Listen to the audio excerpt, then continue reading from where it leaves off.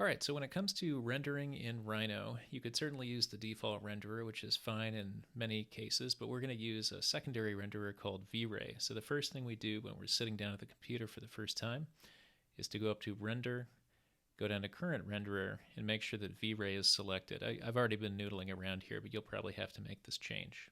Now once vray is selected, you should get this set of tools over here, and the two main ones that we're interested in is the first, which is the Asset Editor window, and then the second, which is the rendering window. So before we start playing with any of that stuff, it doesn't make sense when there's nothing out here in the workspace. So let's just create two objects. One of them is going to be a little cube or a rectangle or something like that. So I'll make one of those. And then I'm going to zoom out and give myself a fairly big plane to mess around with that this thing's going to sit on. So I'm going to use this little icon here and make a rectangular plane. And we'll make that one nice and big. And the reason for that is we want this cube to cast a shadow, but we don't really want to have to mess around with that shadow getting clipped off the edge of the plane. And I might even scoot this plane over to help with that. Okay, so once we have that set up, we can switch the perspective view to rendered. And, we'll get a fairly nice preview, but not very complicated. So now let's go ahead and start looking at the vray options. So we pop up this panel. Now this panel could be a little confusing to use at first. So you're going to select items at the top. So for example, if I want to mess around with lights, I click on that, and then I can mess around with the document sun, but I can also expand off to the left, and I can expand off to the right, and those windows open and close. And I've got some options here at the bottom too. So the first thing that we want to do is create a material. So I'll click down here, and then go up to Materials, and then Generic. Okay, so a generic material doesn't really do anything at first, so while it's highlighted, I click on the right, and then I have the option to edit it. So here, for example, I could change its color, so let's make this, say, something in the purple area.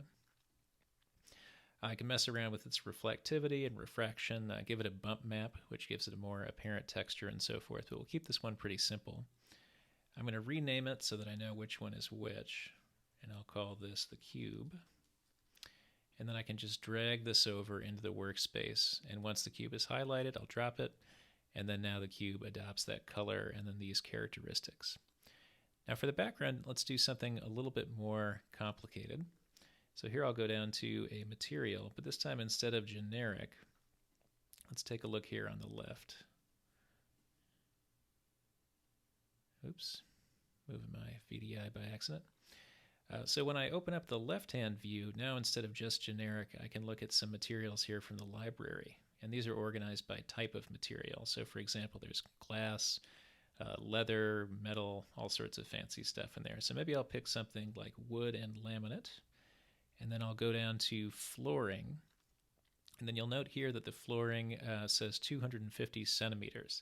So the reason for that is that this is a repeating pattern. So when we lay this down onto our surface, we may use this information to tell us how big to make it so our wood doesn't look teeny tiny or way too humongous. So I'll pull this down here, and I'll drag over wood and lay that down onto the background. That one takes another second because it's a little more complicated. Okay, so we're starting to get somewhere here. If you wanted that cube to appear smaller relative to the wood, we need to change around what's known as the texture mapping, right? So the texture mapping decides how big that individual image appears and how frequently it repeats. So to change that, I come over here to my texture mapping, which is underneath the Properties tab, should be up by default. And then I want to click on Apply Box Mapping. So once I click on that, it'll say up here in the text prompt, first corner of base. So I just click anywhere on the surface. And then if I'm trying to do things in actual measurements, I would type in 250 centimeters.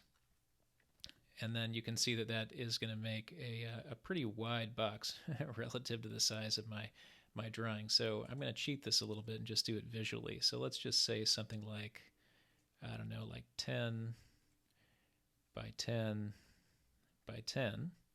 So we refer to a cube because this is a box model. And then capped is going to be yes.